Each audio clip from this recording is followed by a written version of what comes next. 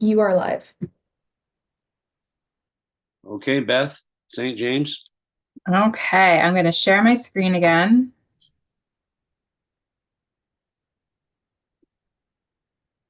And we are continuing our walkthrough of Strike All Amendment to H454 as it passed out of House Education. We are on page 42, line 19, section 18. This is the section about approved independent schools and what rules they have to follow in order to be eligible to receive public tuition. And this language would take effect on July 1, 2025. So in Title 16, Chapter 21 is it's actually entitled Maintenance of Public Schools, but it's where the town tuition program language lives. And when we talk about the fact that recognized independent schools cannot get public tuition and that it's only approved independent schools that you can tuition to, this is the section of law, Section 828 in Title 16, where that concept comes into play.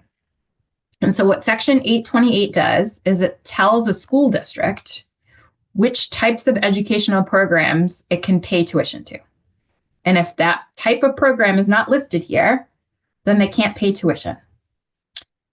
So a school district shall not pay the tuition of a student except to, I'm on page 43, a public school located in Vermont, an approved independent school that is located in Vermont, is approved under Section 166 of this title on or before July 1, 2025, has at least 51% of its student enrollment composed of students attending on a district-funded basis pursuant to Chapter 21 of this title as of July 1, 2025, and complies with the minimum class size requirements contained in subdivision 165A9 of this title, which is what we walked through at the very beginning of this walkthrough, the class size minimum standards, and state board rule. Provided, however, that if a school is unable to comply with the class size minimum standards due to geographic isolation, or a school has developed an implementation plan to meet the class size minimum requirements, the school may ask the state board to grant it a waiver, which decision shall be final. School districts can also pay tuition to an independent school meeting education quality standards, which means it's an independent school that meets all of the education quality standards, substantially complies with them. I believe that there might be one school in the state that does. A tutorial program approved by the state board, an approved education program, a public school located in another state, or a therapeutic approved independent school located in Vermont or another state or country that is approved under the laws of that state or country. And then the rest of the section, subsections B and C, remain unchanged. And we add a definition for therapeutic approved independent school here. This term is often used, but it is not defined in Title 16. It is defined in state board rule, and that definition varies slightly from this definition. But there's a proposal here to add this definition that defines therapeutic approved independent schools as an approved independent school that limits enrollment for publicly funded students residing in Vermont to students who are on an IEP or Section 504 plan, or who are enrolled pursuant to a written agreement between a local education agency and the school, or pursuant to a court order. And that is it for the amendment to Section 828. Okay, Representative Burkhart. Yes, Beth, I had a quick question on page 43. Just Section 3, so line 15, it says an independent school meeting education quality standards. How does that relate to Section 2 that has all these requirements for an approved independent school? It's confusing to me how that isn't just a broader definition that then negates all of these other requirements that an approved independent school would have to meet. So subdivision 2 on line 2, we're looking at page 43, is an approved independent school that meets these 4 criteria. And then 3 on line 15 is an independent school that meets every single education quality standard that applies to a public school, which is not what 2 is asking. Does that make sense? They're two separate categories. Yeah, it just seems like 3 could be a broader category. What you're telling me is that there's only one school right now that meets every single education quality standard. So that if there were other independent schools that were to start to meet every single education quality standard, effectively they're acting like public schools. Yes, and that would include requirements such as having licensed teachers, meeting all of the state standards adopted by the state board related to curriculum and graduation requirements, et cetera. So all of the education quality standards that apply to a public school. So 3 is a much higher standard to meet than 2, or I should say there are more requirements to fall under 3 than to fall under 2. Okay. It just seems from the uneducated observer reading through it just seems like a broader standard, but I understand what you're saying. Okay, Beth.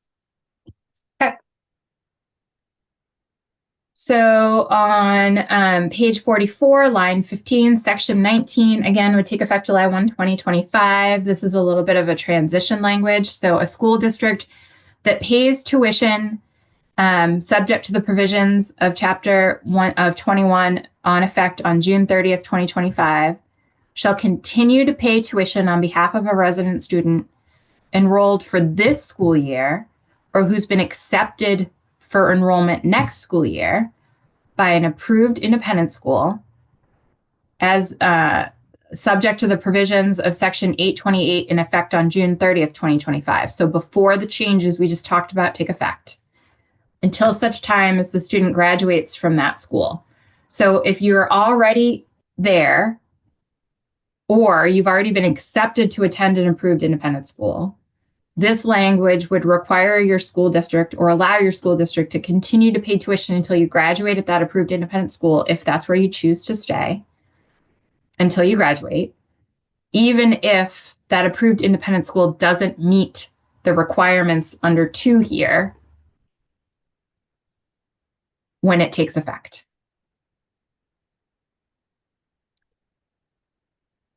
So then we'll go to our last let's see. I think this is our second to last bucket, statewide cohesion. I'm on page 45. Section 20 is some intent language that would take effect on July 1, 2025. It is the intent of the General Assembly to consolidate structures and systems that are foundational to the administration of education. And do you want me to keep going? I see a hand up from Representative Kimball. Yeah, sorry about that. I was slow with my hand.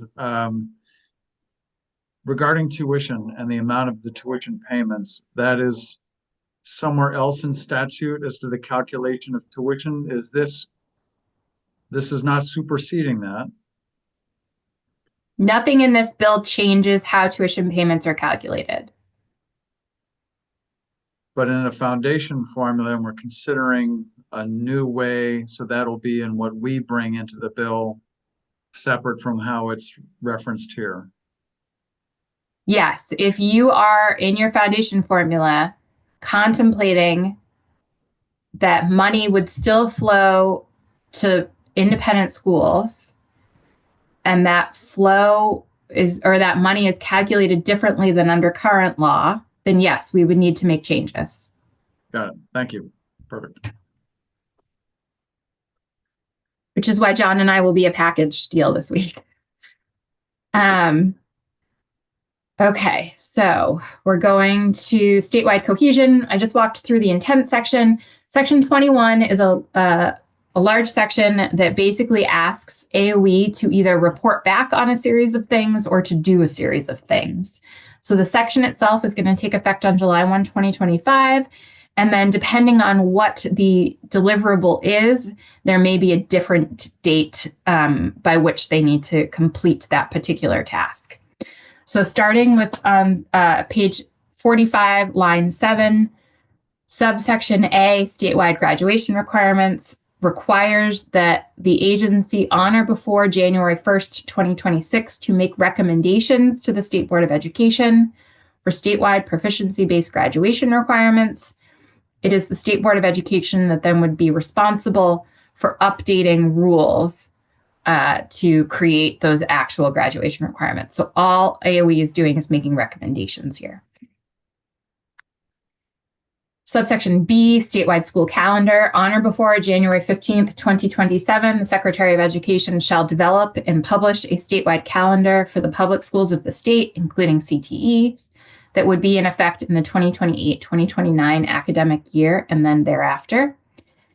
And then on or before January 15th, 2027, AOE has to come back to the education committees with a list of statutory amendments needed to affect the intent of this section. So there would be sprinkled throughout Title 16 places where we would need to update the fact that there's now a school calendar. And they would come back with a list of where those places would be. So everything in subsection C, I'm on page 45, line 19, is a report back to you all. So on or before December 1st, 2025, the agency shall submit a written report and recommended legislative language as applicable to the education committees with the following. I'm on page 46 now. In consultation with educators and administrators, a proposed implementation plan for statewide financial data and student information systems. Recommendations for a school construction division within the Agency of Education, including position descriptions and job duties for each position within the division, a detailed description of the assistance the division would provide to the field, and the overall role the agency would play within a state aid to school construction program. A progress report regarding the development of clear, unambiguous guidance that would be provided to school officials and school board members regarding the business processes and transactions that would need to occur to facilitate school district mergers into larger consolidated school districts, including the merging of data systems, asset and liability transfers, and how to address collective bargaining agreements for both educators and staff. The report shall include a detailed description of how the agency will provide support and consolidation assistance to the field in each of these areas and an estimate of the cost associated with such work. 4, in consultation with superintendents, directors of therapeutic independent schools, special education directors, and, in the opinion of the agency, other experts, recommendations for the need of cooperative education services and the oversight of therapeutic schools within the school governance framework, both at a state and local level. And then, absent a show of hands, moving on to page 47, the final bucket of consideration is state level governance. Section 22, again, is the intent section. It is the intent of the General Assembly to ensure that the State Board of Education is the independent, transparent, and public-facing body for public education, and to ensure the board maintains its ability to provide an important outlet for the public to engage in the rulemaking process and regularly provide public comment regarding the state of Vermont's education system. Section 23 amends 16 VSA Section 161, which is the State Board of Education appointment statute. This section would take effect on July 1, 2025. It does not change the composition of the board. It just changes the appointing authority. Currently, the governor makes all appointments. And the state board is made up of 10 voting members, 11 total members because the secretary serves as a non-voting ex officio member. 2 of those board members are student members. The governor would still continue to appoint them. And the governor would appoint 6 other members for a total of 8 members. So the 2 students and the 6 non-student voting members. And then the Speaker of the House and the Senate Committee on Committees would appoint the last 2 voting members. So the governor would appoint 8 members, and then the legislature would appoint 2 members. And then the rest of the amendments in this section, I'm on page 48, we're talking about the expiration of terms and vacancies. Anywhere that it talked about the governor making an appointment, we've replaced that with the appointing authority that made the initial appointment. So if the governor was indeed the made the initial appointment, then that would be the governor appointing it. But if it was the Speaker of the Committee on Committees, they would be the appointing authority for that seat. And then section Do you want me to jump into transition? Any questions? Okay, page 49, section 24, line 3, transition period appointments. Again, this would take effect on July 1, 2025. All members serving on the state board may continue to serve for the term for which they were appointed. Then, beginning on July 1, 2025, as terms of currently serving members expire, appointments of successors shall be made in accordance with the considerations and appointment authority that we just walked through. So the speaker would make the first. So I believe that there's 3 seats that are going to be up for appointment at the same time. And so this language says that the speaker would make the first appointment, and then they would continue to fill that seat when it was vacant in perpetuity. The Senate Committee on Committees would make the second appointment after July 1, 2025, and then again, continue to fill that seat. The governor would make the third, and then the governor would make all subsequent appointments. And then again, section 25 on page 50, a update to section 162 of Title 16, which is the removal of board members. This would take effect on July 1, 2025. The governor would continue to have removal power over all board members, regardless of whether the governor was the original appointing authority. However, if the governor did remove a member, it would be the original appointing authority that would fill that seat. And then section 26, State Board of Education review of rules. The section, again, would take effect on July 1, 2025, asks the state board to essentially do a sunset review, to review all of their rules and make a determination as to the continuing need for, appropriateness of, or need for updating of said rules. And then on or before December 1st, 2026, the state board would submit a written report to the education committees with recommendations for rules that are no longer needed and a plan to update rules that are still necessary, including the order in which the board proposes to update the rules and any associated costs or staffing needs. And then subsection B is an appropriation from the general fund for $200,000 to provide the State Board of Education with the staffing and resources necessary to do the review and update the board's rules as required under subsection A. And then the last section is the effective date section, but I don't think we need to go through that because we went through it section by section. Representative Holcomb. Thank you, Representative Canfield. Thank you, Beth. That was so helpful to have you walk us through that. Just on can you tell me what the consideration was in the Education Committee about putting 200,000 into the State Board of Education, but nothing in the agency to support rulemaking, since all the information is going to have to come from the agency as well? Or is this, like the others, things that you think the agency will ask for? Not you, but is that what we're assuming will happen? I'm not quite sure I understand your question. My understanding is that this $200,000 is literally just to give the state board the money it needs to be staffed appropriately to update rules or do that review of rules, which could include hiring outside counsel to do that, which they've done in the past. That is true. The data that is used to support rulemaking comes out of the agencies. So accelerating rulemaking by the state board also accelerates work at the agency. And I just wondered where the agency gets to speak to any needs for staffing to support accelerated rulemaking on the part of the state board. I don't think that that is specifically contemplated here. Thank you.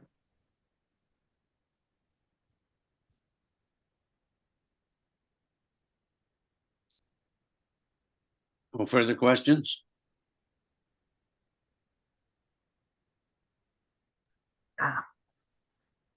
Marty, did you have a question or? Yes, I did. Sorry. Okay. I'm gonna have to ask us to go all the way back to section 8, page 27 and 28. This is the one about if a public district closes a school and who they may designate as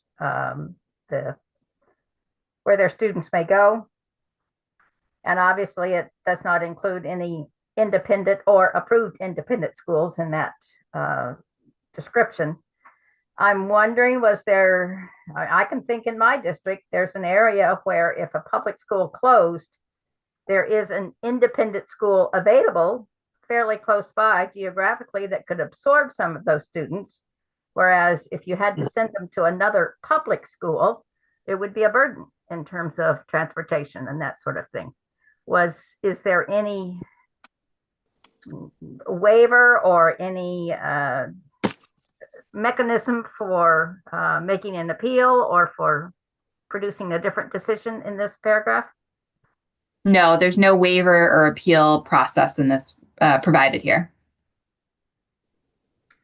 Was that the issue that I just mentioned discussed at all? Or you recall? I don't recall specifically the issue you have discussed. Mhm. So I would suggest that perhaps reaching out to your colleagues in House Education may be a better way to get an answer to your question. This Okay. represents a policy decision. Right. It is language that has been in some proposed bills in the past, Correct. never passed, or at least in this particular form. But it does concern me because indeed there are some specific instances where this solution is not a practical one at all. So I will speak to the Education Committee. Thank you. Representative Ozazik. Thank you. In discussing the foundation formula, we've been talking about how we're going to pay for transportation in our brave new world. Am I correct in saying that this bill is silent on any recommendations as far as policy for transporting students, such as bus size, time on buses, et cetera? There's nothing in Correct. there. Correct. Thank you.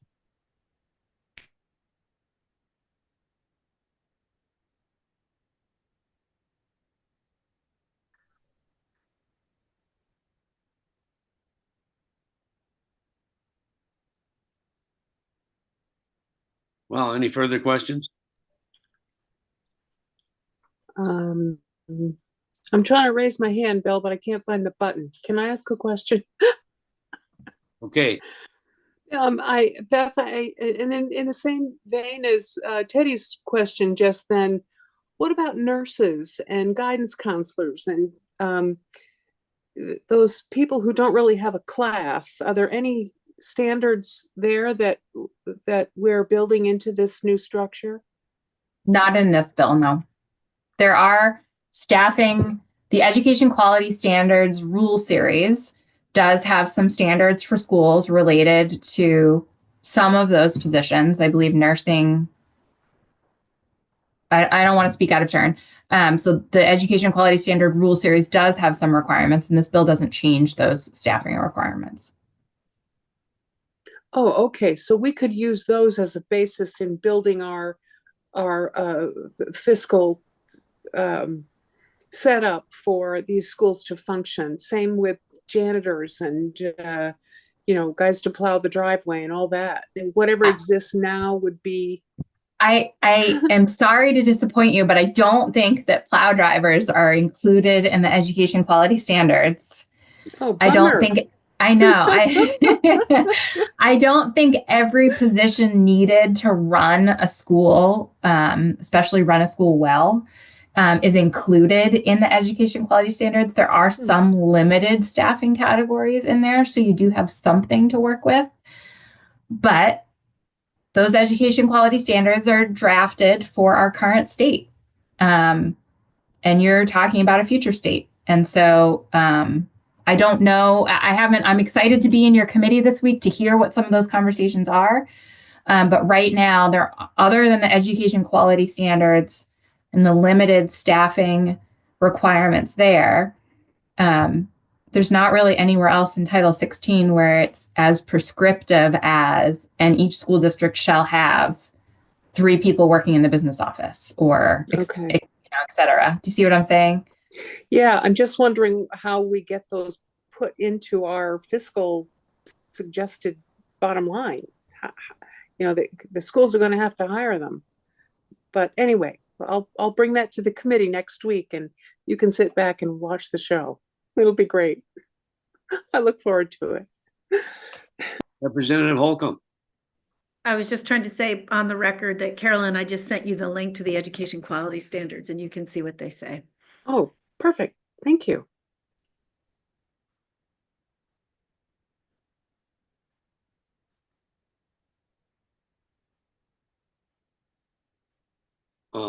Representative Kimball.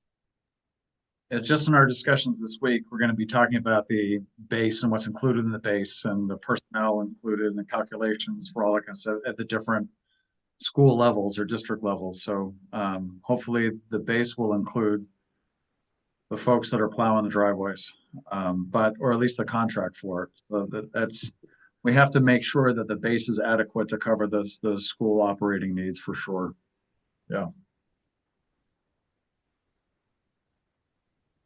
Madam Chair, do you have anything else for us? I don't, thank you. Okay. We are finished for today. 1 o'clock tomorrow. What time? Oh, 1 o'clock after the floor, after lunch.